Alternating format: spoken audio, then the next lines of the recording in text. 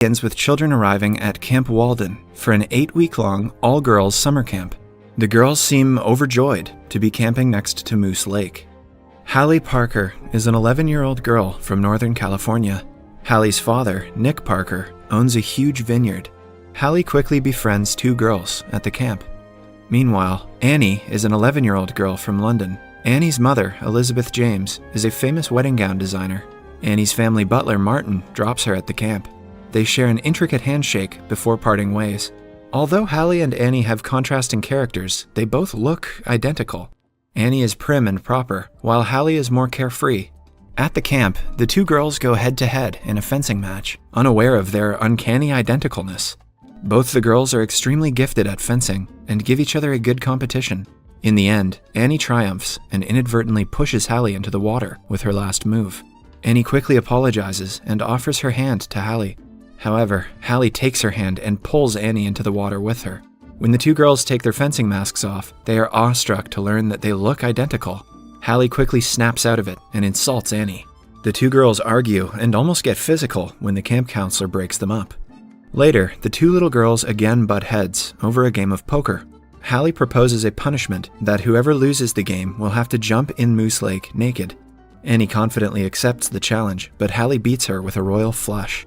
Annie is then forced to jump in the lake, after which Hallie and her friends steal Annie's clothes and run away. When Annie learns that Hallie tricked her, she vows to take revenge. The comical hostility between the 2 girls leads to a prank war that ends when the camp counselors fall into one of Hallie's traps and isolate the twins from the other girls. The 2 girls are told to pack their bags and sent to live together in the isolation cabin as punishment. The 2 girls continue to clash with each other. However, they soon become close after Annie helps Hallie close the jammed window. They tell each other about their homes and families. Annie hasn't had a dad in her life since her dad and mother got divorced when she was little, while Hallie doesn't have a mother and she lives with her dad. After learning that the 2 also share the same birthday, Annie starts suspecting that all of this can't be mere coincidence. Annie and Hallie then show each other the only pictures of their father and mother that they have. It turns out each has half of a torn wedding photograph of their parents. They realize Annie and Hallie are actual twin sisters. They are elated by the discovery. They tape their parents' half-torn picture back together and spend hours together learning about their mother and father. As the end of the summer camp approaches, they long to know more about their parents, so Hallie then proposes an idea. She suggests they switch places and go back home as one another. Annie tells her that they will immediately get caught, but Hallie insists that they will be able to pull it off, as they both look identical, and they can learn how to imitate each other. Moreover, even if they get caught sooner or later, their parents will have to meet face-to-face because of it. The 2 girls then spend their remaining time at the camp, learning and practicing each other's mannerisms. They learn about each other's house's blueprint. Hallie learns Annie's intricate handshake, while Annie cuts her hair and gets her ears pierced with a hot needle. The summer camp comes to an end, and the twins put their plan into action. Hallie goes back to London as Annie. She perfectly impersonates Annie, effortlessly imitating Annie's handshake and mannerisms so much that Annie's butler Martin is not able to tell the difference. Hallie is elated to meet her mother and maternal grandfather Charles for the first time. She hugs them tightly, which surprises Elizabeth. She tags along with Elizabeth to her work to spend more time with her. At an opportune time, Hallie broaches the topic of her father, Nick. She asks Elizabeth if she remembers him and how they met. Elizabeth is surprised by the sudden curiosity, but tells Hallie about Nick.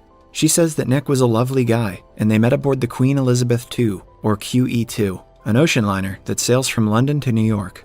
They were traveling on a ship because both Nick and Elizabeth weren't keen on flying. They were seated next to each other for dinner on the first night of their voyage. Meanwhile, Annie pretends to be Hallie and goes to California. She's overjoyed to meet her father. The little girl can't believe that she's talking to her father. She even keeps calling him Dad in every other sentence due to excitement. Annie is greeted at home by Hallie's lovely nanny Chessie and dog Sammy. Chessie isn't able to tell the difference between Annie and Hallie, but Sammy seems to have caught on to Annie's charade and keeps barking at her. Annie's excitement soon subsides when she comes to know about Nick's new young fiancée, Meredith Blake. Nick and Meredith seem very into each other. However, Chessie speculates that Meredith is only after Nick's money. Annie herself grows to dislike Meredith after getting a feel of her selfish ways. The next day, Nick finally asks Annie how she would feel if Meredith becomes a part of their family. Feigning her ignorance, Annie responds that she would love it. She adds that she also wanted a big sister, and now Nick is about to adopt Meredith. Burn. But Nick quickly corrects her and reveals that he is actually going to marry Meredith. Left with no choice and forced to acknowledge, Annie responds negatively and screams in French, a language Hallie doesn't know. Nick is surprised by her behavior, but Meredith assures him that it is normal and expected of a child whose father is getting remarried. Meredith then goes to talk to Annie. She pretends to empathize with Annie, but Annie sees through Meredith's charade and cuts her short. Annie acknowledges that Meredith is young, beautiful, sexy, and perhaps that's what attracts her dad. After all, he's only human, but she adds marriage should be more than just sex. Seeing her charming strategy terribly fail on Annie, Meredith drops her pretense. She candidly tells Annie that Nick and her are getting married in 2 weeks, whether Annie likes it or not, and she needs to get over it. Distressed by Meredith's deviousness, Annie telephones Hallie. Annie tells her twin sister about their father's impending wedding. Annie persuades her to bring Elizabeth to California to break up the engagement. However, Charles catches Hallie on the phone. Charles forces her to come clean to her mother immediately. Hallie is scared, but she tells Elizabeth everything. She apologizes to Elizabeth for deceiving her. But instead of scolding the little girl, Elizabeth gets emotional and embraces her daughter. Meanwhile, in California, Chessie too figures out that it's Annie and not Hallie there. Soon, everyone finds out about it, except for Nick and Meredith, who remain unaware of the switch. Hallie convinces Elizabeth to fly to California to meet Nick and fix their relationship, but she keeps Elizabeth in the dark about Nick's engagement and tells her that Nick is eager to meet her. Even after all these years, Elizabeth still seems to be in love with Nick. Nervous about meeting him, Elizabeth asks Martin to accompany Hallie and her as a friend. To bring Nick and Elizabeth together, Hallie, Annie, Chessie, Martin, and Charles conspire to have them meet at a hotel in San Francisco. Nick is scheduled to meet Meredith's parents at the same hotel. Elizabeth runs into Nick with Meredith at the hotel elevator. She gets suspicious and confronts her twin daughters. The two girls come clean and reveal that Nick is engaged and getting married in 2 weeks. Annie tells her mom that she can't let it happen, but Elizabeth, hurt, responds that Nick and her have nothing in common anymore. She then continues by saying that Nick seems to be happy with his fiancée. Putting her foot down, Elizabeth adds that she will do what she came to do and will fly back to London with Annie. However, Nick is elated to have run into Elizabeth after so many years. He looks for her throughout the hotel. When he finally notices her, he accidentally falls in the pool in excitement. Just as Nick breaks the ice between Elizabeth and him, Annie and Hallie arrive. They come clean about the switch. Although a bit taken aback by the revelation, Nick becomes overjoyed and emotional to see his other daughter after 11 years. Meredith too soon catches up with the development, to her dismay. Later that evening, the two girls give their parents a surprise. It is a candlelit dinner, served by Chessie and Martin, on a yacht decorated to recreate their first meeting aboard the Queen Elizabeth II. Nick and Elizabeth reminisce about their past times spent together, both good and bad.